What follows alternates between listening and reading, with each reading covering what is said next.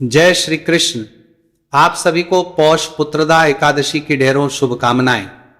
प्रिय दर्शकों, आज का ये वीडियो बड़ा महत्वपूर्ण है क्योंकि आने वाली पौष पुत्रदा एकादशी अर्थात पौष मास के शुक्ल पक्ष की जो एकादशी है उसकी जानकारी प्राप्त करना बड़ा आवश्यक है। एक तो ये एकादशी बड़ी एकादशी कही जाती है। ये संतान देने वाली एकादशी है। सभी माताएं बहनें इस व्रत को करती हैं। इस वर्ष 2025 में परेशानी यह है कि इस एकादशी के दिन का निर्धारण नहीं हो पा रहा है। आप देखा होगा बहुत सारे लोग कह रहे हैं 30 को करो, गूगल कह रहा है 30 को करो, कुछ लोग कह रहे हैं 31 को करो। तो इस वीडियो में आप विस्तार से समझेंगे कि आपको ये एकादशी का व्रत करना कब है, शास्त्रीय विधि क्या कहती है, नियम क्या कहते हैं, आपको एकादशी का निर्धारण करना कैसे चाहिए। इस प्रकार से ये जो एकादशी है आने वाली पौष पुत्रदा एकादशी, इसका व्रत 30 को करना उचित रहेगा। शास्त्रों के अनुसार ये 31 को करना उचित रहेगा। इस एकादशी का व्रत करना कैसे चाहिए, व्रत के नियम क्या होते हैं, कैसे इस एकादशी का पालन करना है, कैसे इसमें आहार लेना है, क्या खा सकते हैं, क्या नहीं खा सकते हैं, शुभ मुहूर्त क्या रहेगा, पूजन के लिए पारण कब करना है, पुत्र प्राप्ति के लिए कैसे ये उत्तम है और क्या उपाय किया जा सकता है, संतान प्राप्ति के लिए इस एकादशी व्रत के माध्यम से क्या भगवान को चढ़ाएं जिससे कि आपको संतान की प्राप्ति हो, उसकी विधि क्या है, नियम क्या है, संपूर्ण शास्त्रीय जानकारी इस वीडियो के माध्यम से प्रदान की जाएगी। आपसे निवेदन है कि वीडियो यदि थोड़ा सा भी उपयोगी लगे तो कृपया लाइक अवश्य कीजिएगा और जितना हो सके ना शेयर कीजिएगा। कारण क्या है कि एकादशी का व्रत सभी करते हैं लेकिन सही जानकारियां सबके पास पहुंच नहीं पाती है। हमारा ये चैनल है जो कि ज्योतिष संस्थान का चैनल है। हमारा दायित्व सदा यही रहा है कि हम सही शास्त्रीय जानकारी लोगों तक पहुंचाएं जिससे सभी सही विधि से व्रत आदि करके उसका लाभ ले सकें। और जब इस वीडियो को कहीं आगे भेजेंगे उसके द्वारा लोग जब आप उसका लाभ लेंगे तो उसका पुण्य आपको भी प्राप्त होगा। भगवान नारायण कहते हैं उनके व्रत संबंधी जानकारियों को जितना प्रचारित करेंगे, प्रकाशित करेंगे, उतना कल्याण होगा।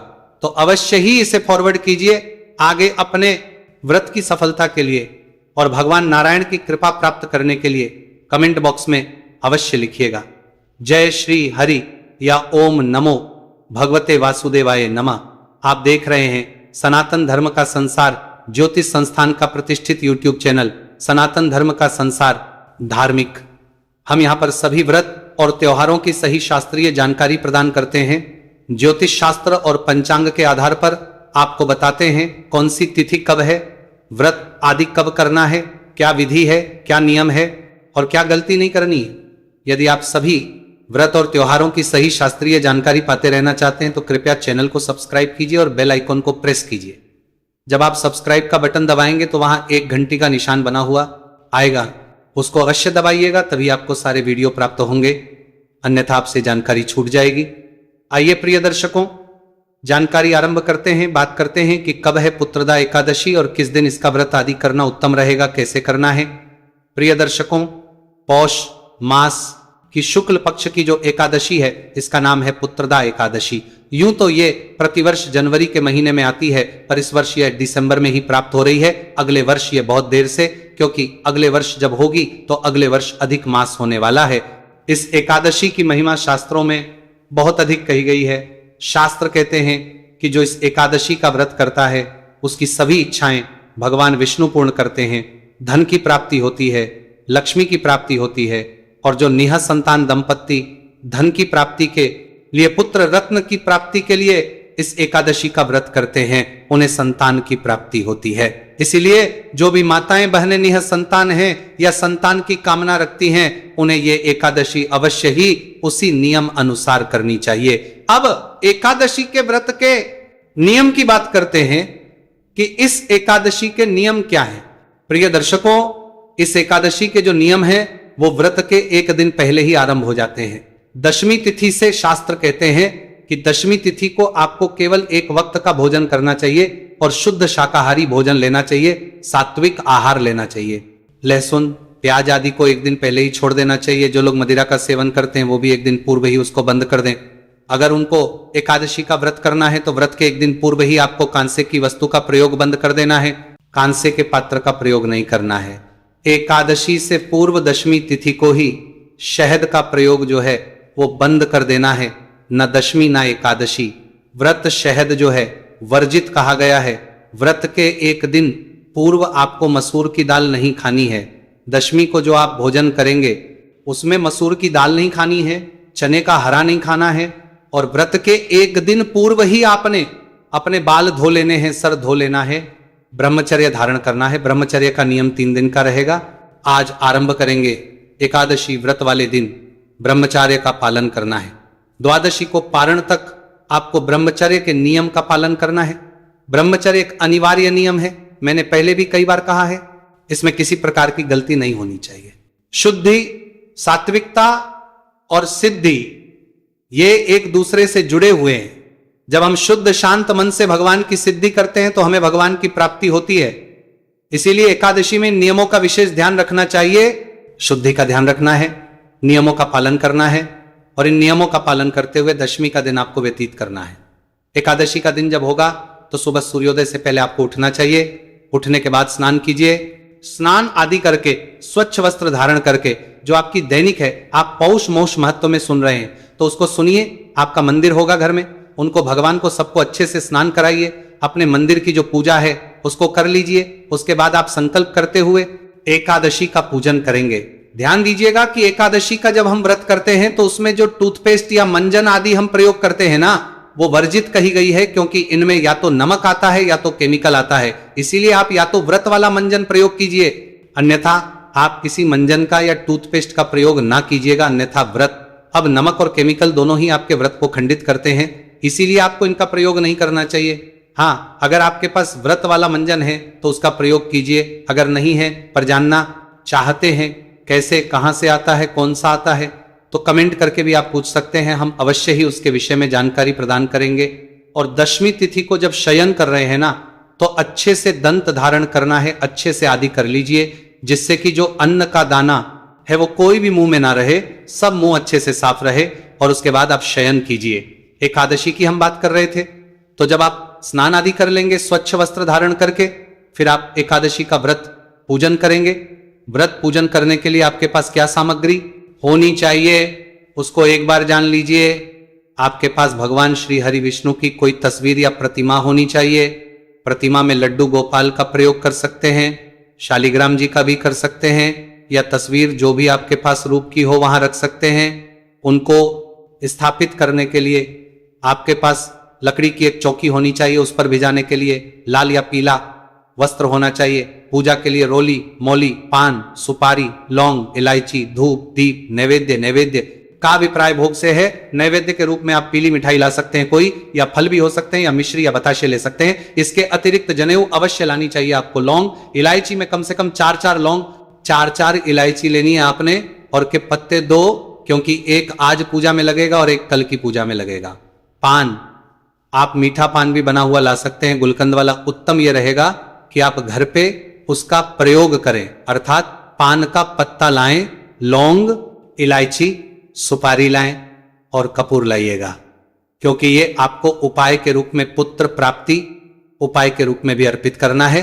जो पुत्र प्राप्ति की कामना करते हैं उनके लिए यह उपाय रूप में भी होगा। मैं आगे पूजा में बताऊंगा कैसे करना है। ये सारी सामग्री है, एकत्र करनी है। पंचामृत स्नान के लिए कच्चा दूध, दही, घी, शक्कर और गंगा जल का प्रयोग होगा। शहद जो है वर्जित है। ये सभी सामग्री आपने एकत्र कर लेनी है।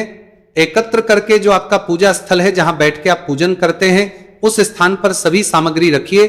चौकी आदि को रखिए और एक लोटा लीजिए तांबे का, उसमें पहले थोड़ा गंगा जल भरिए, फिर शुद्ध जल भरिए, और सभी सामग्री पर तथा उस स्थान पर जहां आपने चौकी लगानी है जल के छींटे दीजिए। इससे वह स्थान पवित्र हो जाएगा और वह सामग्री जो है वह शुद्ध हो जाएगी, क्योंकि अनेकों हाथों से लगते हुए आती है सामग्री, तो उसका शुद्धिकरण आवश्यक है। जल के छींटे दीजिए। हम मंत्र पढ़ते हैं ओम, इस प्रकार से जल के छींटे देके आपने स्थान को शुद्ध किया है, पवित्र किया है, सामग्री को शुद्ध किया है। अब भगवान की स्थापना के लिए चौकी को लगाइए। चौकी पर पीला वस्त्र बिछाइए, लाल वस्त्र है तो लाल वस्त्र बिछाइए। उस पर सबसे पहले भगवान की तस्वीर या प्रतिमा जो आपके पास है उसको स्थापित कीजिए, रख दीजिए। भगवान को विराजमान करके उनके सामने घी का दिया रखिए। घी का दिया सीधे हाथ की ओर रखेंगे और जो तेल का दिया जला रहे हैं वो उलटे हाथ की ओर रखेंगे और उसके विपरीत धूप को स्थापित करना है। धूप दीप की स्थापना, भगवान की स्थापना करने के बाद एक छोटा सा कोई लोटा लीजिए या गिलास लीजिए या कटोरी लीजिए, उसमें थोड़ा सा जल ले लीजिए। लोटा जो भर के रखा है ना, इसी में से थोड़ा सा जल उसमें ले लीजिए, या आपके के लिए एक छोटा सा चम्मच जिसमें 2 बूंद जल की आए, ऐसा कोई चम्मच है तो वो लीजिए। एक एक मंत्र पर आपने 2-2 बूंद जल ग्रहण करना है। 2-2 बूंद मैंने इसीलिए बोला क्योंकि शास्त्रों में लिखा है कि 6 माह सा जल आप निर्जला व्रत जला चमनी में प्रयोग कर सकते हैं। तो 6 मासा जो है वो लगभग इसी प्रकार से होता है। 2-2 बूंद लेंगे तो 6 बूंद के बराबर हो जाए। वैसे 7.5 बूंद का 6 मासा होता है, 7.5 बूंद तो बनाई नहीं जा सकती, तो 2-2 बूंद आप जल आचमनी के रूप में लेंगे। एक एक मंत्र पर वह जल पीजिएगा। सबसे सीधे हाथ पे जल लीजिए, हाथ धो लीजिए। हाथ धोने के बाद अब आचमनी नहीं करेंगे। ओम माधवाय नमः जल लीजिए, हाथ पे और पी जाइए। ओम माधवाय नमः जल लीजिए, पी जाइए। ओम नारायणाय नमः जल लीजिए, पी जाइए। ओम ऋषिकेशाय नमो नमः हस्तो प्रक्षालनम, हाथ धो लीजिए। हाथ धोने के बाद अब आप अपने आप को तिलक कीजिए, मौली बांधिए और फिर हम पूजन आरंभ करेंगे। भगवान के सामने जो दीपक है उसको प्रज्वलित कीजिए, जो धूप है उसको जलाइए और व्रत पूजन का संकल्प करने के लिए अपने सीधे हाथ पर जल लीजिए। 1 रुपए का सिक्का दक्षिणा के रूप में कम से कम रखिए, अधिक जो भी रखना चाहे रख सकते हैं। 3 बार बोलिए श्री विष्णु श्री विष्णु श्री विष्णु। अपना नाम, अपना गोत्र, जिस स्थान पर बैठकर संकल्प कर रहे हैं वहां का मकान नंबर, क्षेत्र का नाम, शहर का नाम, पौष मास्य, शुक्ल पक्ष, पुत्रदा, एकादशी, पुण्यतिथि, आयु आरोग्यता प्राप्त अर्थाय, सुख संपत्ति प्राप्ताय, पुत्र प्राप्त, एकादशी व्रत, और यह संकल्प भगवान के चरणों में अर्पित कर दीजिए। संकल्प में जो बोला है पुत्र प्राप्त, जिनकी संतान पहले से हैं, जो इसकी कामना नहीं रखते हैं कि अभी और नहीं चाहिए, तो वो ये लाइन ना बोलिएगा कि पुत्र प्राप्त, बाकी सब बोलिएगा, क्योंकि मुक्ति सबको चाहिए, भगवान की कृपा सबको चाहिए और धन और लक्ष्मी सभी को चाहिए। संकल्प करना है। संकल्प करने के बाद भगवान की पूजा करेंगे। भगवान के सामने एक पात्र रख दीजिए और अगर आपके पास प्रतिमा है तो प्रतिमा को किसी थाली में विराजमान कीजिए जिससे कि आप उनको अच्छे से स्नान करा पाए। भगवान को सबसे पहले आचमन ही अर्पित किया जाता है, तो 1-1 चम्मच जल भगवान को अर्पित करेंगे और जिनके पास प्रतिमाएं हैं वो भगवान को अच्छे से स्नान कराएंगे। सबसे पहले भगवान को पद्य के रूप में जल अर्पित करेंगे। ओम धराये नमः एकादशी व्रत पूजन अंतर्गत भगवान श्री हरिधामो पद प्रक्षालन के लिए 1 चम्मच जल सामने रखे पात्र में अर्पित कीजिए और प्रतिमा है तो प्रतिमा के चरणों पर अर्पित कीजिए। पैर धोइए, अर्घ्य के रूप में जल अर्पित कीजिए। सामने रखे पात्र में 1 चम्मच जल अर्पित कर दीजिए। प्रतिमा है तो शंख से जल अर्पित कीजिए। भगवान को आचमनी के रूप में 1 चम्मच जलाइएगा। आचमनी कराने के बाद, जल आचमनी करने के बाद अब स्नान कराएंगे। ओम स्वरूप स्नान के रूप में जल अर्पित कीजिए। भगवान स्वरूप दामोदर को स्नान के बाद पंचामृत से स्नान कराना है। पंचामृत बनाइए। कच्चा दूध, दही, घी, शक्कर और गंगाजल मिला के पंचामृत को पर लगा लीजिए और फिर आप भगवान को अर्पित कीजिए। पंचामृत भगवान को अर्पित कीजिए। जो लोग प्रतिमा पर पूजन कर रहे हैं वो पंचामृत से नहलाइए भगवान को। अब शुद्धियों तक स्नान होगा, शुद्ध जल से स्नान कराइएगा। स्नान 1 चम्मच जल लीजिए, सामने रखे पात्र में अर्पित कीजिए या भगवान जल से स्नान कराइए। शंख में जल भरिए और जो आपकी प्रतिमा है उसको सर से स्नान कराइए।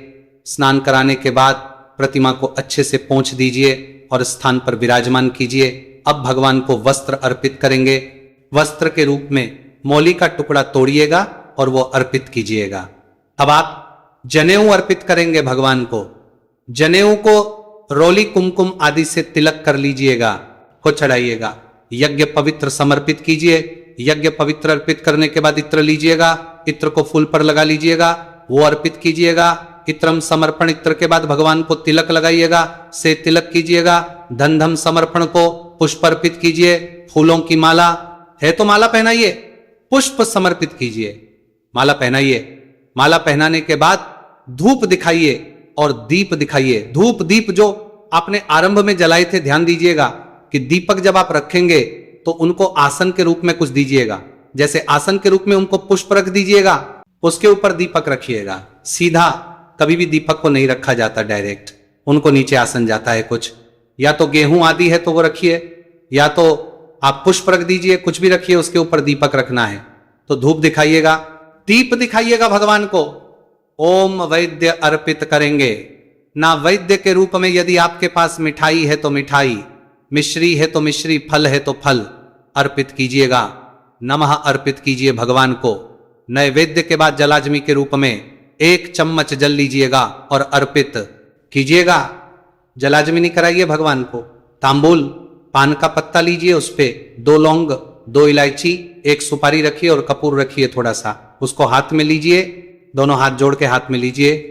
जो संत प्राप्ति के लिए व्रत कर रहे हैं, भगवान दामोदर से प्रार्थना कीजिए। भगवान का जो बाल स्वरूप है उसी का हम पूजन आज कर रहे हैं एकादशी पर, पुत्रता एकादशी पर। तो उनके स्वरूप का ध्यान कीजिए, भगवान से निवेदन कीजिए कि हे दामोदर, हे भगवान कृष्ण वासुदेव, आज मैं ये एकादशी का व्रत पूजन कर रही हूं या कर रहा हूं, आप इसके निमित्त मुझे संतान प्रदान कीजिए। यह व्रत मैं संतान की कामना की पूर्ति के लिए कर रही हूं और इसके आप यह पान का बीड़ा, यह तांबुल स्वीकार कीजिए। जो भी कुछ दक्षिणा आप अर्पित करना चाहते हैं भगवान को यह दक्षिणा चढ़ाइए, हाथ जोड़ के नमस्कार कीजिए। और अब आप एकादशी की कथा सुनेंगे। एकादशी की जो सही कथा है भगवान श्री कृष्ण द्वारा युधिष्ठिर को सुनाई गई है, वही सही कथा सुनिएगा। क्योंकि YouTube पर बहुत सारे चैनल किसी भी कथा को एकादशी के नाम पे चला देते हैं। इसीलिए हमारे चैनल पर नए हैं तो जुड़ जाइए। ये ज्योतिष संस्थान का चैनल है, तो कथा सुनिए, आरती आदि कीजिए। आरती करने के बाद नियमों के अनुसार दिन को व्यतीत कीजिए। ब्रह्मचर्य का पालन करना, किसी का अहित नहीं करना, बुरा नहीं करना, क्रोध नहीं करना, अपशब्दों का प्रयोग नहीं करना, घर में शांतचित रहना। भगवान स्थापित किए हैं, भगवान का वास है आज, तो किसी प्रकार का कलह क्लेश नहीं करना। शायन काल को कीर्तन का बड़ा फल है, कीर्तन कीजिए। रात्रि काल को जागरण की बड़ी महिमा है, जागरण कीजिए। दोनों के लिए ही मैं वीडियो अपलोड करता हूं, क्योंकि भगवान श्री कृष्ण कहते हैं कि या तो आप नृत्य करके, गाके और मृदंग आदि जो भी यंत्र हैं उनको बजा के, ढोलक तबले आदि बजा के कीर्तन कीजिए। जो इस प्रकार से नहीं कर सकते वो मेरे पाठ को सुन के या मेरा पाठ करके कीर्तन का फल प्राप्त कीजिए। तो मैं यहां पर आपको वो सभी पाठ सुनाता हूं के माध्यम से जिनको सुन के आप कीर्तन का फल पाते हैं। रात्रि जागरण में उनको सुनना चाहिए, उससे आपका रात्रि जागरण का फल प्राप्त होता है। तो उस वीडियो का लाभ लीजिए रात्रि जागरण के समय और कीर्तन का लाभ लीजिए, क्योंकि हर जगह कीर्तन होते नहीं है। वह वीडियो बड़ा उपयोगी होगा। रात्रि जागरण करते समय कितने बजे तक जागरण करना है? कम से कम 2 बजे तक तो कीजिए ही कीजिए। भोजन की बात करें तो फल आहार ही केवल इसमें करना चाहिए। सायंकाल को फल आहार करना है, दूध ले सकते हैं, बाकी आपको ग्रहण कुछ भी नहीं। नमक का प्रयोग वर्जित है, मिर्च का प्रयोग वर्जित है। अब बात करते हैं कि एकादशी का व्रत किया कब जाएगा।